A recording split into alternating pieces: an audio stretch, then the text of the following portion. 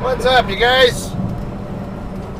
Alright, today is Thursday evening, December 22nd. Current time is 14:48 local time, or 2:48 p.m. We are in San Dimas, California.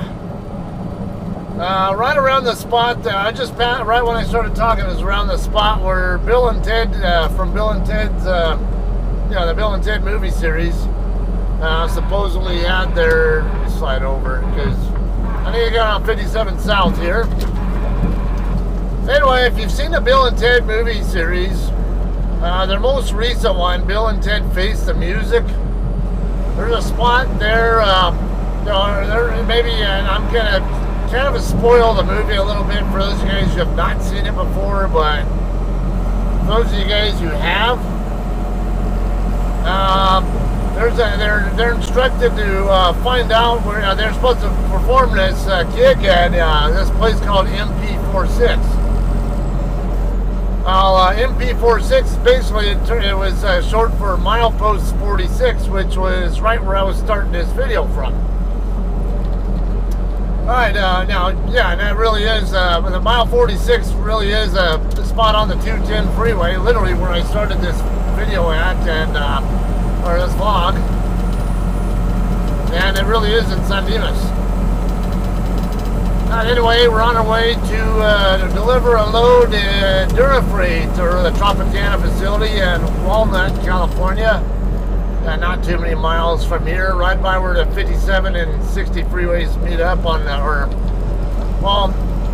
here on the 57, we're going to join up with the 60 freeway, and then after we, right where we're splitting off from the 60, I'm going to be exiting.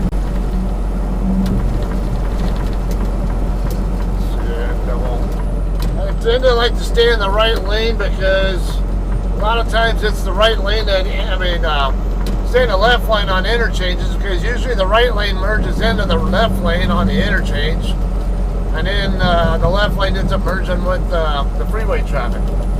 That's why, if you ever wonder why trucks always camp out in the left lane on the interchanges, that's exactly why, most of the time. We don't want to do unnecessary lane changes. Too many four-wheelers won't let us in.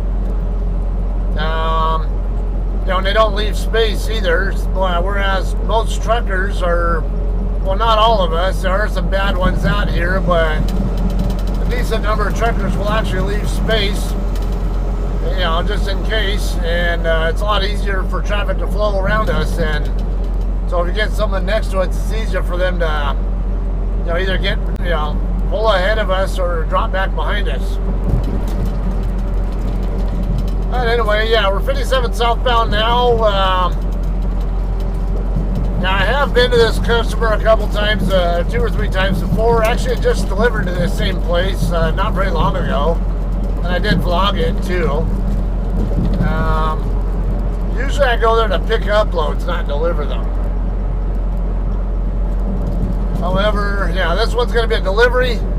Last video you might have seen was my delivery, my pickup video in Turlock, California at Superstore Industries, or SSI.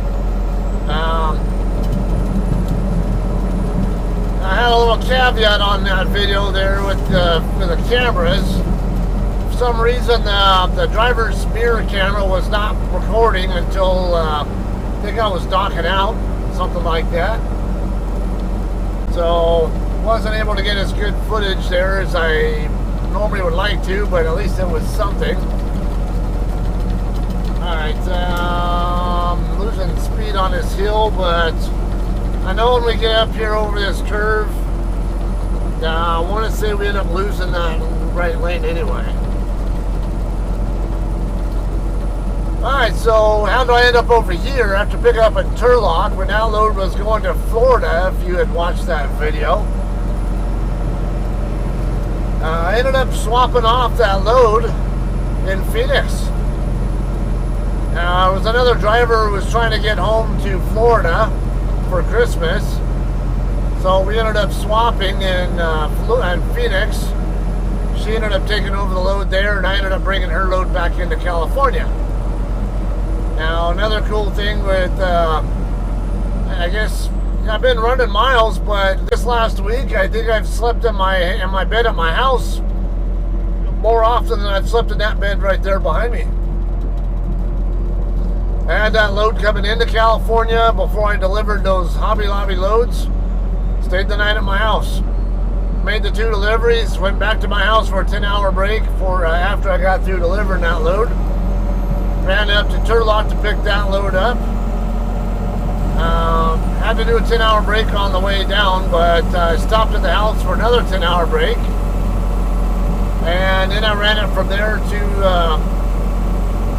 down to Phoenix to swap with the other driver. I didn't even end up touching. Now, those of you guys who don't know where I live in Victorville, California, along I-15, in between San Bernardino and Barstow. Basically just north of the Cajon Pass. Anyway, yeah, I ended up taking mostly state highways all the way into, I could have gone all the way to Phoenix on just state and U.S. highways that I chose to. Even as it was, I didn't touch an interstate anywhere until I got to Quartzsite going eastbound, and I didn't see an interstate again once I got back to Quartzsite on the way back into Cali. Anyway, yeah, I swapped loads with her and ended up bringing it back here to my house for another, actually 29-hour break, I think is what it amounted to. Because I got home yesterday morning sometime. Yeah, it was yesterday morning. But I got a 1600 appointment today. I wasn't too concerned about trying to swap off the load or drop it in the drop yard or anything, because I already have a pre-planned setup to reload in Lemoore, California tomorrow morning. And that load's going to Florida and is going to have enough time on it where I can do a 34-hour reset at the house. Celebrate Christmas Eve, whatever you want to call it, with my family, my wife, kids, and my siblings and all that, my parents and siblings and all that, and get it moving maybe Christmas Day and still be at the receiver almost possibly 2 days early, or at least a day and a half early. So it'll work out there. We should be getting some traffic delays right around the corner here, according to my map.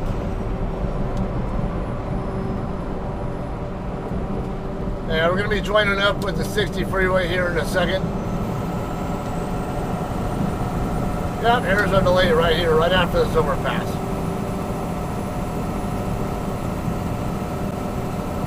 Alright, so yeah, I wasn't too concerned about running too hard. Even as it was, I got a pretty nice paycheck this week, today, from miles ran. Really can't complain. I'm already easily over the 30,000 miles I need to get my safety bonus for the quarter, so I'm happy about that. Again, I don't, why really push too hard on that? Especially when I have ulterior motives to be home. Another ulterior motive, my Dashcam. I think I mentioned in one of the past videos that I had this weird short on my Dashcam where the power cord for the, I think it was on the SSI pickup video. Might have been that one I talked about where I had some kind of a short where if the camera was on, these lights right up here, these reading lights, they get power when they're not supposed to be. They'll actually light up and flicker a little bit. And then if I turn one of the lights on, if I push the light and it turns on, the other one turns off. Then when I turn it off, they both flicker. And then if I turn the other one on, the first one turns off. Strange, and it only happens when I have my dash cam plugged in and the dash cam turned on. If the dash cam's just plugged in but not powered up, it doesn't do it. If I have my phone charger plugged into this receptacle right here where my dash cam is normally plugged in, I don't have the problem. So I'm guessing it's something, some kind of weird short involving my dash cam. I don't know how, but that's pretty much what I think is going on.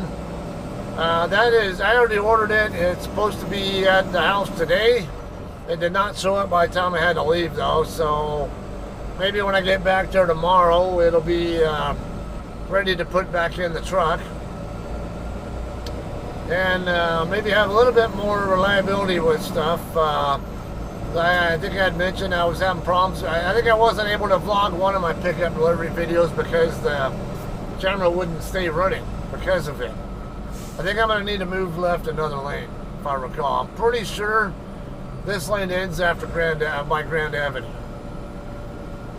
But we're not going to go very far because the very next exit after Grand is going to be the 60 and 57 splits.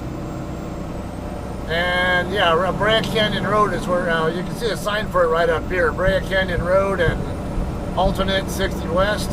It'll be a second exit. That's the one that we're going to use.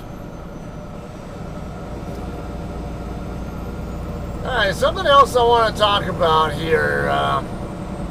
Clock management. So, there's been some kind of pissing match kind of stuff going on between one of my good friends and another driver in one of our groups. I don't know why, but okay, there's actually a couple of things. There's one guy who's newer to the company, but who, you know, thinks that my friend is mismanaging his clock.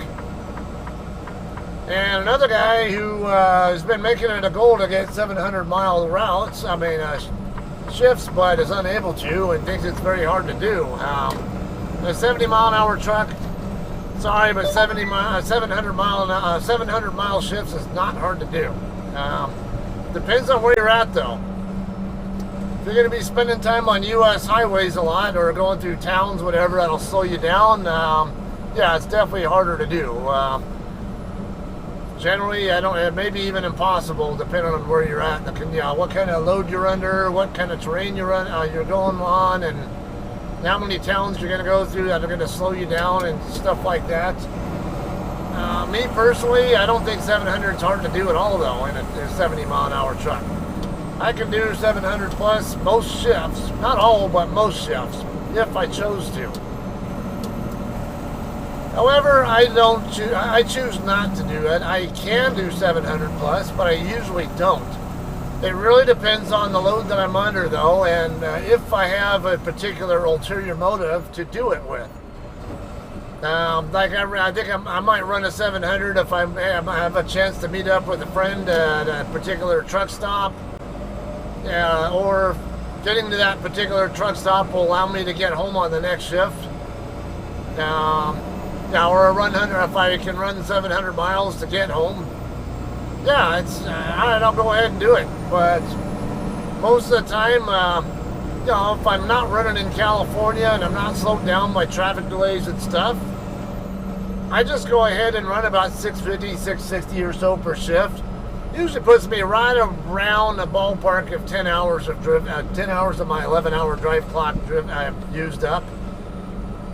Sometimes it's a little bit more, just depends on how slow I had to run or how efficiently I could run. So I know drivers here who've done 740, 750 mile shifts in their 70-mile-an-hour trucks.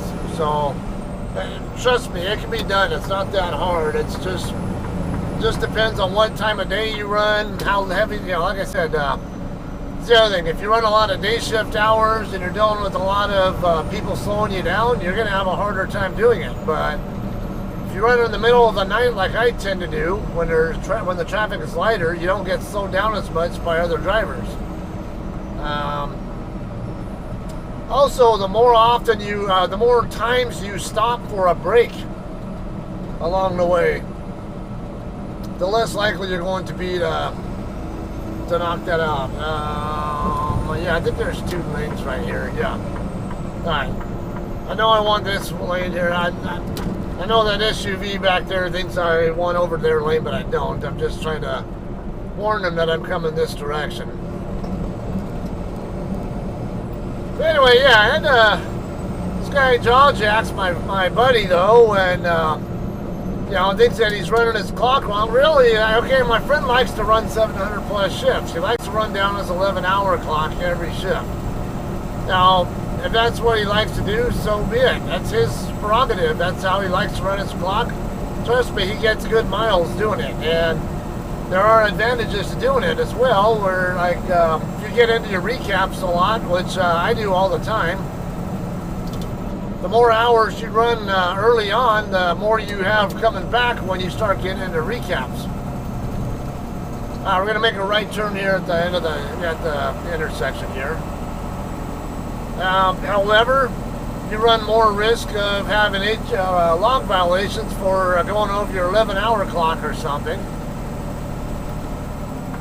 We do have 2 left turn lanes here, but I'm going to go ahead. Yeah, I really should be in the outer lane, but I'm going to go ahead and use the inner here because I knew that was going to happen there. This guy's making a left. I got a white pickup here coming onto the overpass.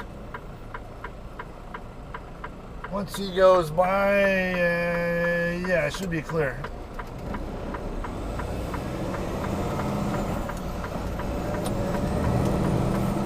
Alright, I'm going to go ahead and stay in this lane here. That's kind of cheating there, but it's alright. Okay, is it... I always forget the street that I need. No, not on Lycoming. In fact, there's a no trucks allowed sign right there. I guess it's this light right here before the overpass, the train tracks or whatever it is. I think that's the one we're gonna, yeah. Should be the street we're gonna turn on. I missed this street last time I came through here. I had to loop back around. Actually, it's not this. It's right after the overpass.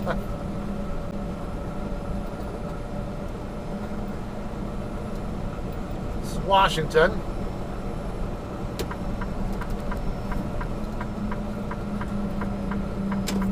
Anyway, going back to the H. Actually, let's wait on this light to turn green, and then we'll talk some more on that.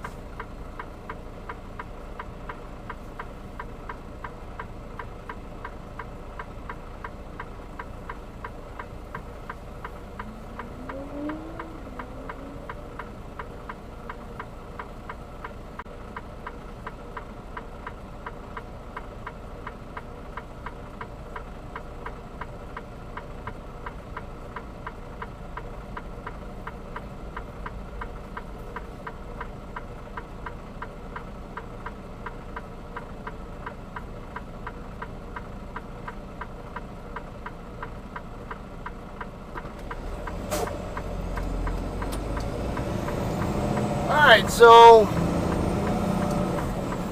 to say really, just because you like to run your clock one way and other drivers like to run them a different way doesn't mean that they're doing it wrong. You just run your clock the way you like to run your clock and what works best for your needs, not for them. And don't criticize another driver if they run theirs a little bit differently than you do. Like I said, someone likes to run down their clock more to all, their full 11-hour clock down, and so be it. That's their prerogative to do. They'll get good miles.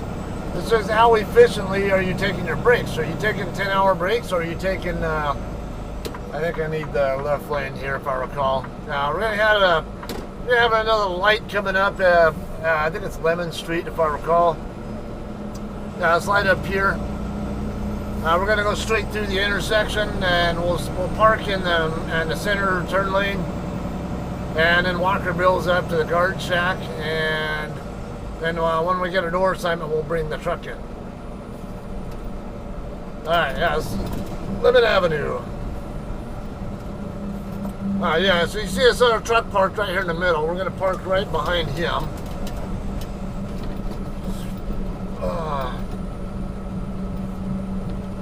See another JCT parked over there.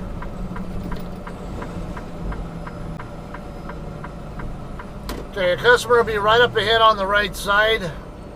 This guy's parked maybe a little bit too far up, because if someone needs to turn left into that driveway there, they're going to have to do it from the through lane instead of the left turn lane.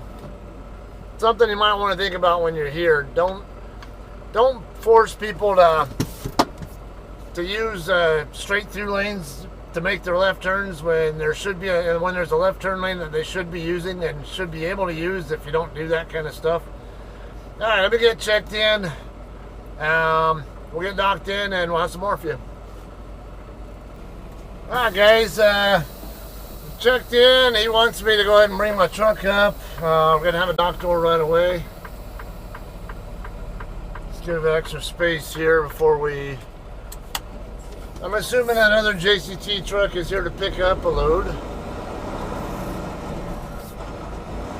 I usually come here to pick up loads. Well, hey, they already have their doors open. Interesting.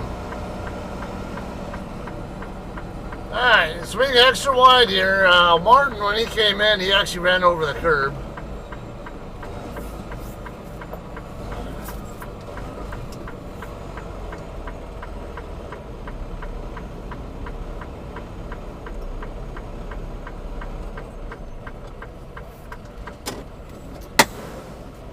Alright, so we'll just wait here for him. Damn it. Fucking truck started rolling back on me when there's a car passing by and wasn't expecting it.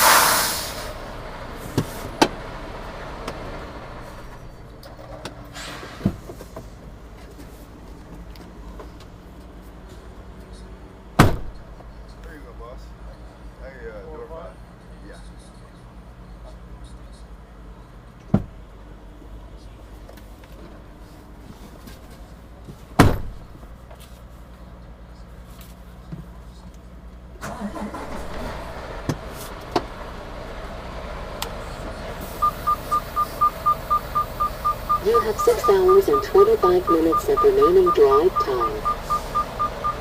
Alright guys, we're going to be docking in the door 5, which is right here between a Foster Farms tractor and a drop trailer. I'm going to go ahead and set up as much of a straight back-ish. Well, it's not going to be straight back, but it'll be sight side.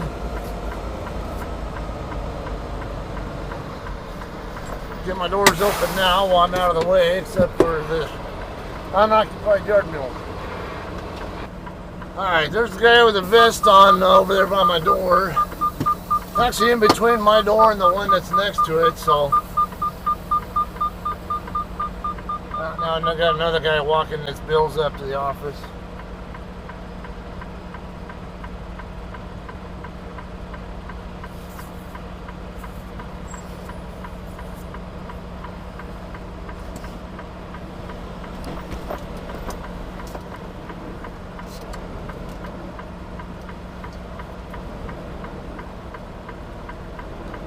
Looks like it might be a little on the wide side, but we can just do a fairly easy blind side offset.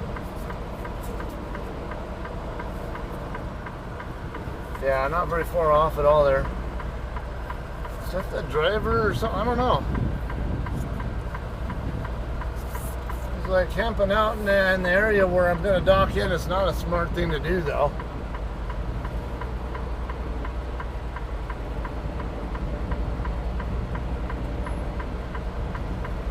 Get these tandems lined up with that line over there on the passenger side. Looks like we are good.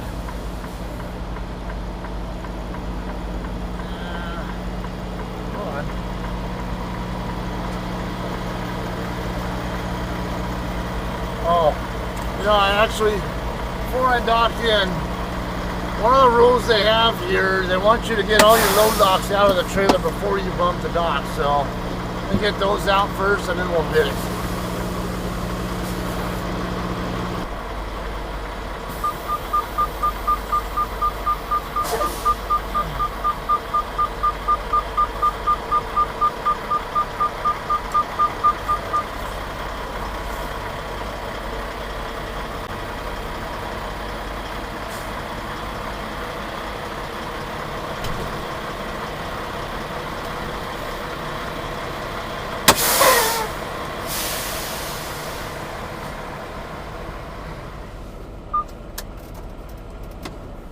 Alright, so we got L0795 over here to the left of us. That's the driver with the paid off truck. I'm pretty sure I've talked to him before. Might be one of our locals out of San Bernardino yard, I don't know. Alright, so I check in right over here, the office by door 1. This is actually a pretty good process here, by the way. You check in and if I recall, you once your door light will turn red. And when it turns green again, go back in there, and then your bills will usually be sitting there on the counter, down the ledge, whatever, by the window, ready, waiting for you. So you just grab them and go. All right, I'm gonna take care of checking in now, and we'll have some more here when we're docking out. All right, guys, we're already done unloading here. It's 16:30 local time, so only about half an hour after my appointment time. I wasn't in the door that looks incredibly long. There's another JCT trying to come in right now. There's enough room there where I was able to get my doors shut and to make my turn like that without my tail swing hitting the guy next to me. Gas still in the back? What's that? Gas still in the back? Empty. Yep. All right, thanks. Have a good one. We'll see you next time. All right, yeah, it's same. Attention, a new important message has arrived. Attention, Yeah, it was the same guard. Who's it? it? 3945 Delta or something like that. Important message has arrived. It's the same. Or let's see. I got a couple of 4-wheelers on right that I gotta wait for. 3903. I'll be able to leave them some room too once this. Come on, car.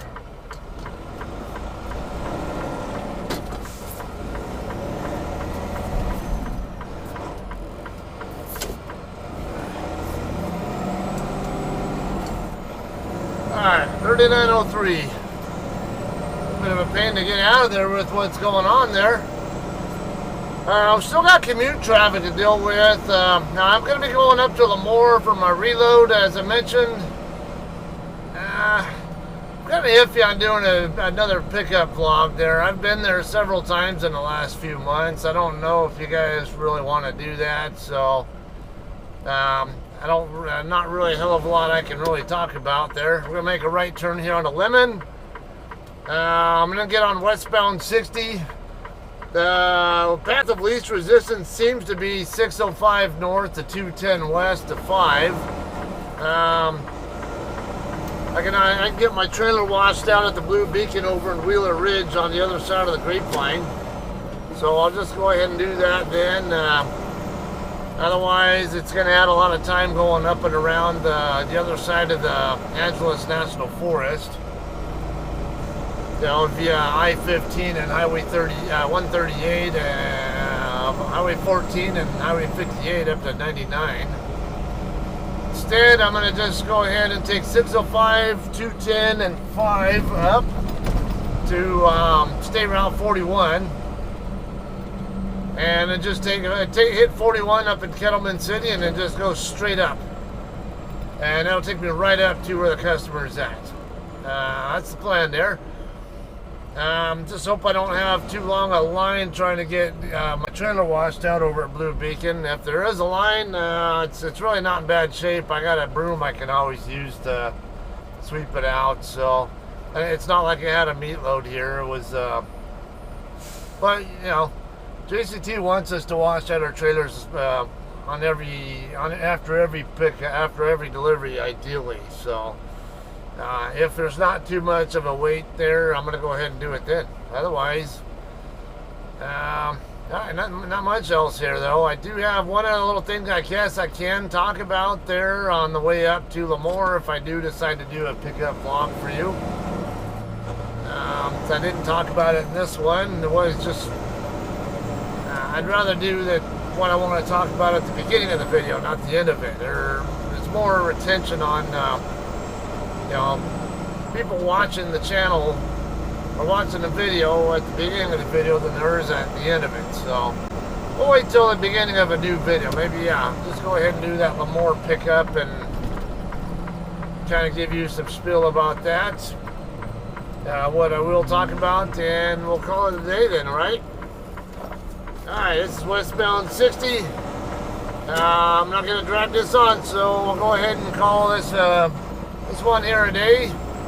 As always, appreciate you taking the time to hang out and watch. And alright, we'll see you guys on the next one, alright? Lemoore pickup at Loprino Foods in Lemoore, as long as my Dashcam cooperates. Alright? Y'all have a great night. We'll see you then.